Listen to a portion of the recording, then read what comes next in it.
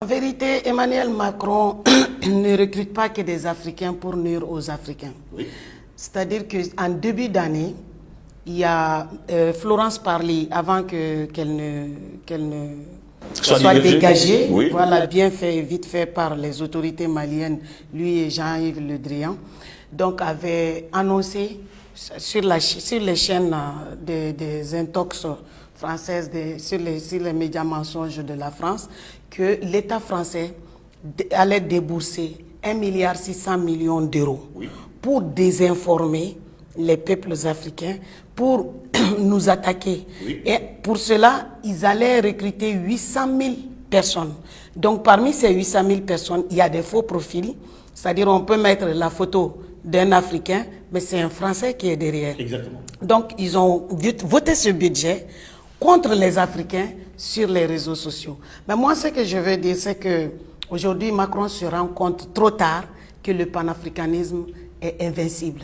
Désormais, c'est le panafricanisme qui va gérer l'Afrique et non l'impérialisme mal placé, l'impolitesse mal placée de la France, ça ne passera pas. Donc, pour ce faire, ils ont recruté des Français oui. et ils ont recruté des Africains aussi. Oui. Et les 10 Français ont des faux profils. Nous, on les reconnaît facilement à travers ce qu'ils disent sur la Russie. Ou, voilà, on connaît leur slogan. Voilà. Et les panafricanistes. Voilà, effectivement. Donc, on connaît leur slogan. Et c'est pour cela qu'ils ont déjà perdu cette bataille. Moi, qui suis là, ils m'ont fermé mon compte parce que la dernière fois, lorsque j'étais en commentaire sur Afrique Média, j'avais expliqué pourquoi Louis XVI avait été guillotiné par le peuple de la France, parce que le peuple français n'est pas différent de Macron. Le peuple français, jusqu'à présent, avec toutes les mauvaises décisions de Macron, se résigne, c'est-à-dire reste derrière Macron. Oui. Donc, tel dirigeant, tel peuple. C'est cela. Donc, le peuple français, moi, je lui ferai aucun cadeau. Il suffit de monter sur Internet pour faire un commentaire. Vous allez voir comment ils vont affluer sur vous. Exactement. Donc, mon compte a été bloqué parce que j'ai expliqué comment le roi Léopold II a été tué, guillotiné par le peuple français en 1789. Pourquoi? Parce que le roi a dit il faut stopper l'esclavage, il faut que les Français retournent à leur dignité, travaillent pour vivre de leur travail et stopper l'esclavage. Quand il a dit ça, tout le peuple français est sorti. Contre un roi souverain, ils l'ont amené à la guillotine. Donc c'est ça que j'ai expliqué. Sans insulter qui que ce soit, l'histoire dans sa forme. Oui. Ils m'ont dit que je ne suis pas en conformité avec les normes standards ou je ne sais pas leurs standards. Donc ils m'ont d'abord mis 7 jours. 1 heure après, ils ont regretté, ils ont mis ça à 1 mois. Et maintenant, chaque fois, ils me bloquent. Et ma page et mon compte, chaque fois, ils me bloquent. Donc, j'ai un autre compte qui s'appelle Amour et Panafricaniste que j'utilise lorsque ils entrent en action. Donc, c'est une guerre perdue d'avance parce que mon déplacement pour venir au Cameroun, oui. ça ne dépend pas de la France. Pas du tout. Ça ne dépend pas de l'impérialisme. Et c'est ça la véritable lutte. Comme notre ami Paul est là, a l'habitude de le dire, il faut la synergie des luttes. Donc cela passe aussi par le déplacement pour parler stratégie entre nous, oui. pour parler d'organisation, d'efficacité en matière de lutte, pour que l'on puisse se débarrasser définitivement de la France. Pour ajouter autre chose, je pense que maintenant, il faut une alternative. Il nous faut le réseau chinois oui. et le réseau russe pour venir d'abord fragiliser la France et fragiliser Facebook lui-même. Oui, oui. Donc, il y a 2 réseaux alternatifs.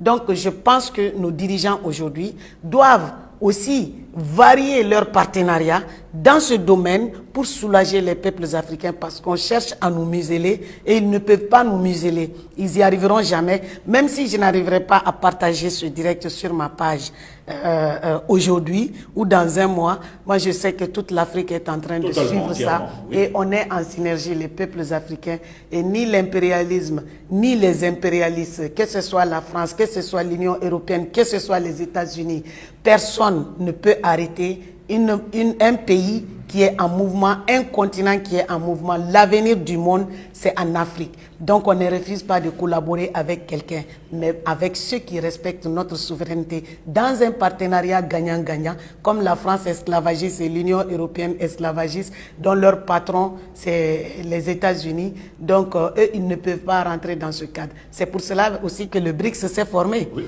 Donc, il faut aussi une armée parallèle, comme l'OTAN. Il faut des institutions parallèles comme la CPI, comme l'ONU, comme pour la Banque mondiale, les carottes sont déjà cuites. Oui, parce que le BRICS, il y a 20 membres quand même qui sont encore... Voilà, non, qui les ont rejoints. Oui. Avec une grande population. En vérité, l'Occident, c'est un tigre en papier. L'Occident n'est rien, ni sur le plan démographique, aujourd'hui vaincu, évincé par la Chine économiquement, oui. Et vaincu, évincé avec tous leurs nazis, par la Russie militairement. Donc, ce nouveau monde-là n'appartient plus à l'Occident.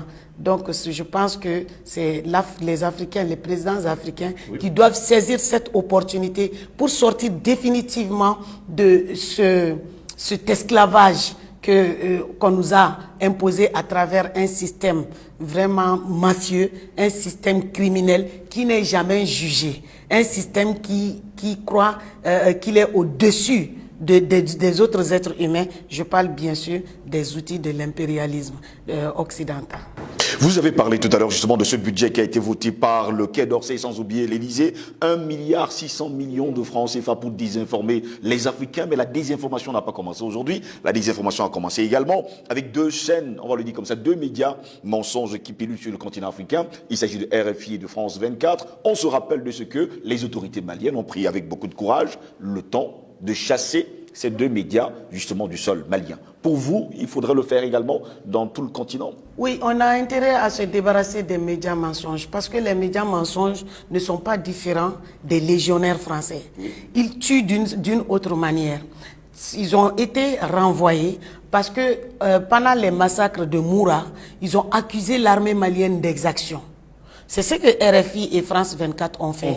Donc, ils ont été priés de prendre la porte, de sortir complètement du Mali. Oui. Donc l'antenne RFI, voilà. Et ils sont beaucoup qu'on ne peut plus avoir au Mali. Hein. Oui. Donc ils ont été proprement chassés parce qu'ils ne sont pas indépendants. Ils sont financés par le Quai d'Orsay. Ce sont des mercenaires qui, d'ailleurs, RFI s'était tellement intégré au Mali que RFI avait créé sa branche dans toutes les langues pour descendre au fin fond du Mali et traduire ces intoxications, tout ce qui sortait de leur bouche, parce que l'impérialisme, l'outil communicationnel, ça sert à quoi?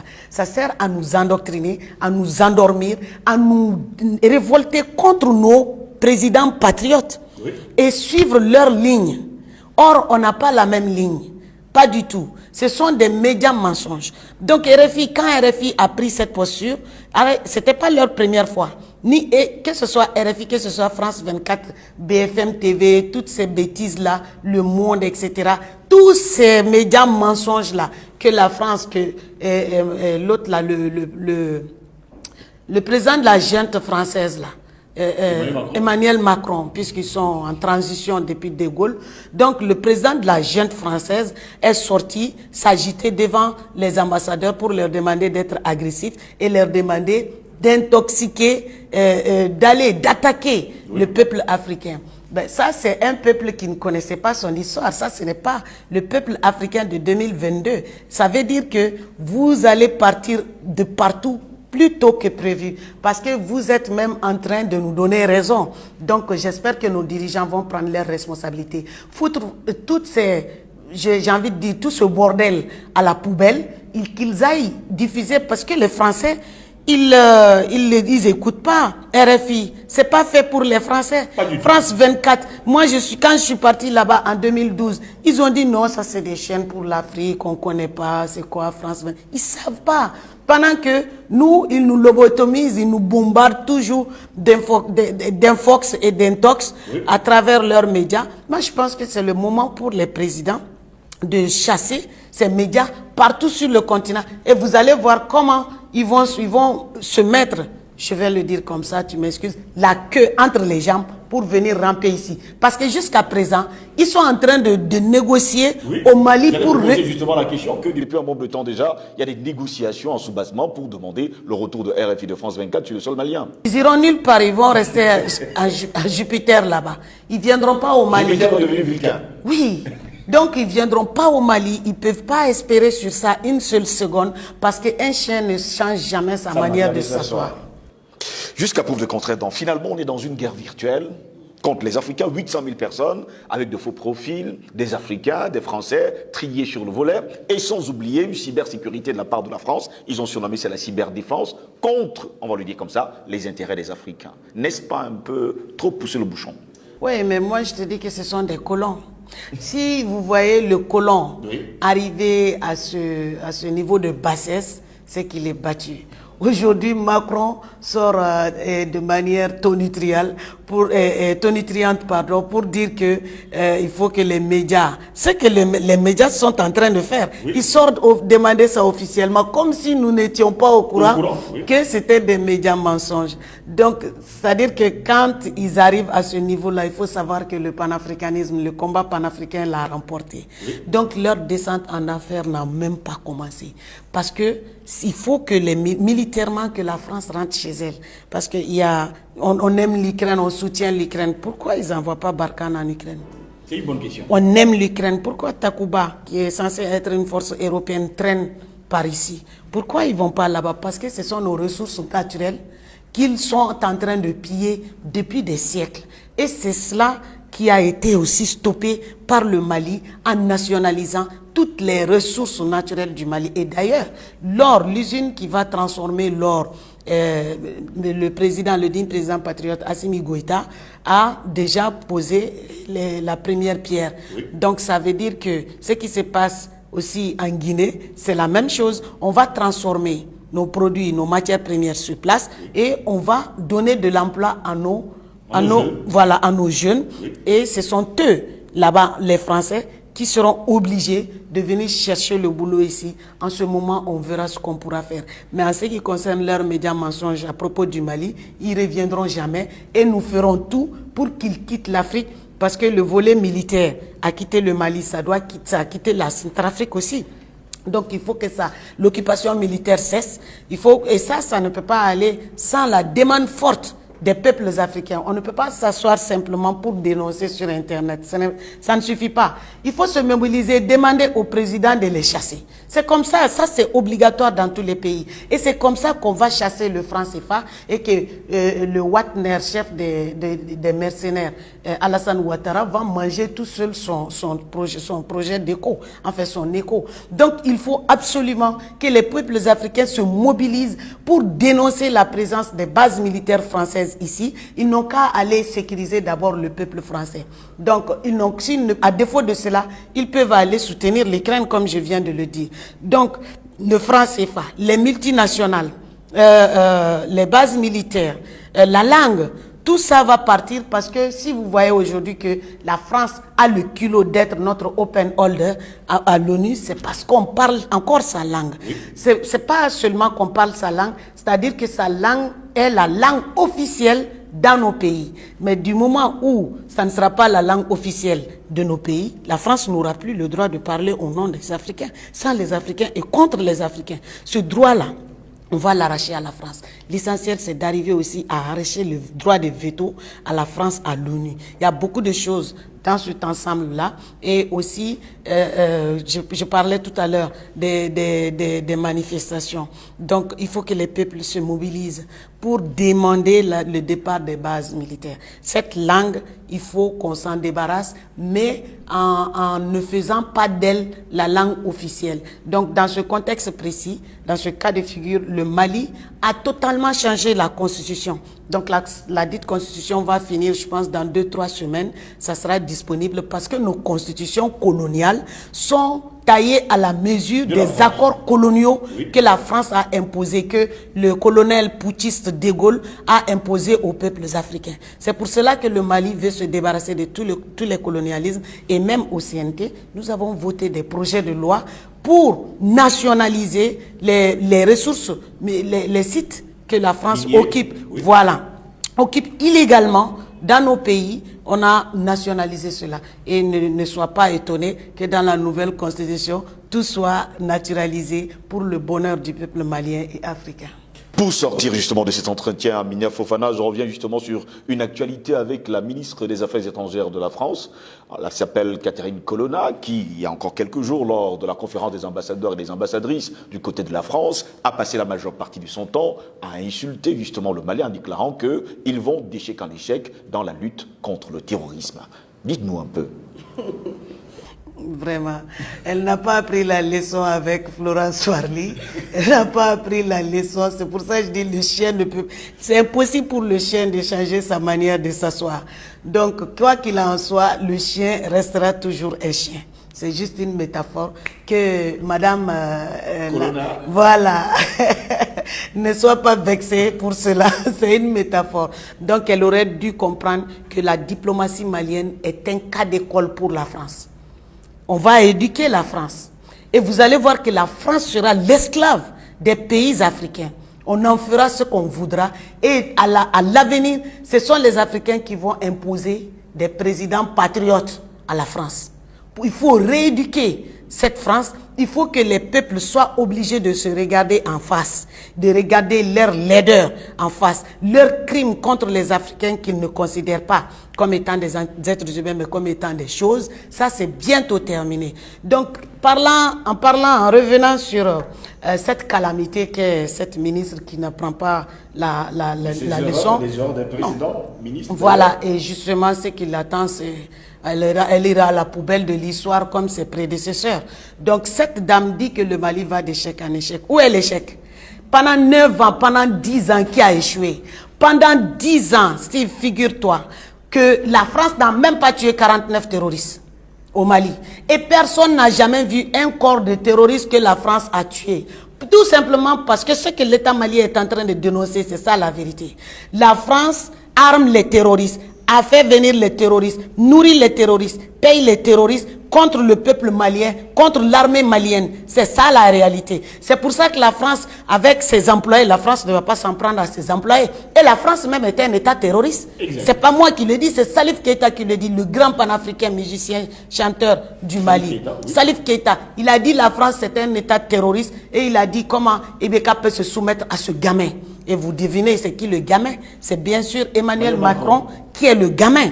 Donc la France c'est un État terroriste. Ça c'est un fait. C'est la France. La preuve est que notre autorité a tiré Macron par les cheveux pour l'agenouiller devant l'ONU et faire éclater la vérité avec des preuves. Parce qu'aujourd'hui, avec la montée en puissance de l'armée malienne, on a des radars, on a tout. Donc les intrusions aériennes que la France faisait au Mali ne sont plus possibles. La France ne peut même en étendant son transpondeur.